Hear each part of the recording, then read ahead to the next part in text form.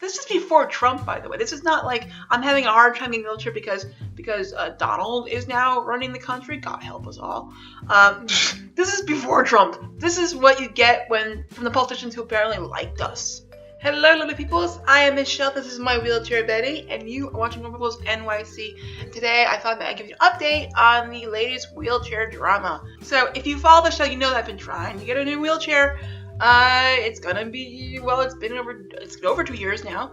I've been working with the Mount Sinai Wheelchair Clinic and Rebelwheels, the wheelchair vendor, for about a year.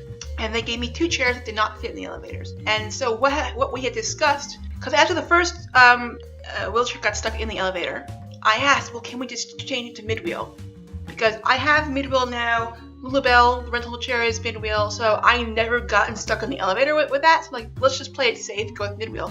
And then they said, well, we can't, because, if we're going to go by Medicare procedure and what's legally blah, blah, blah, blah, blah possible, we have to try a shorter rear-wheel drive chair. But only then, if then there are problems, then we can explore rear-wheel drive chair. So when the second wheelchair got stuck in the elevator, and it also would not have fit in like parts of my apartment, like the bathroom, because my bathroom was pretty much the size of the elevator, I really thought, okay, we're gonna move to the next step, which is the mid-wheel drive chair. And I thought, great, maybe by late spring I'd have this new chair, but it's gonna be resolved. So finally I got a response after a week and a half from Rehabco, and they're saying, well, we're sorry that you're not happy with the modifications that were made. Basically because you're asking for a mid-wheel drive chair, and because it's been a year, you're going to have to get a whole new prescription.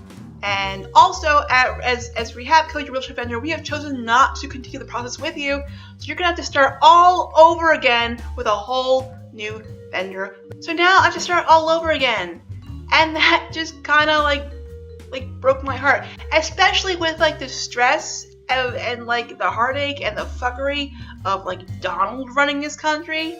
It got worse. It got worse. It's just like, why do things keep getting worse? I got really depressed, and I don't mean like, oh, I feel a little sad in my heart, blue. I mean like rabbit hole depression, where your brain just kind of inundates you with like negative thoughts, and you're isolating yourself, and like whenever you're like, oh, maybe I should bathe, or maybe I should do this or do that, and your brain's like, what's the point? I'm still in that, but I'm more aware of it, so I can be like, I reject your thoughts. The wheelchair clinic has never said to me in an email, hey, the way that Rehabco treated you was not okay. We want you to know that we have cut ties with Rehabco. We're not going to work with them again. Or we had a long talk with Rehabco, and that's never going to happen again, because that's not okay. Nothing of that nature was said. It's just what the fuck for me, and then what the fuck for, so like it can happen again. It's going to happen again to other people. But also I think the main reason that's really hitting me the hardest is the physical isolation.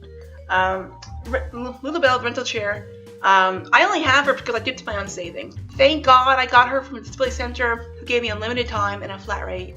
I mean, in a couple months, it's going to be 2 years. But basically with Rebel, although better than having no share, is that because she lacks proper spine support and then I need spine support, I can only use her like 1 day in a row. So if I go out Wednesday, I have to stay in Thursday, then maybe I can go out Friday. But most of the time, that's not how it works. Like, maybe it will rain Friday, and even Saturday, or maybe it won't rain Saturday, but then I don't have the spoons to go out Saturday. Or maybe, I have plans on Monday, which means then I can't go out Sunday. So then it's like, ugh.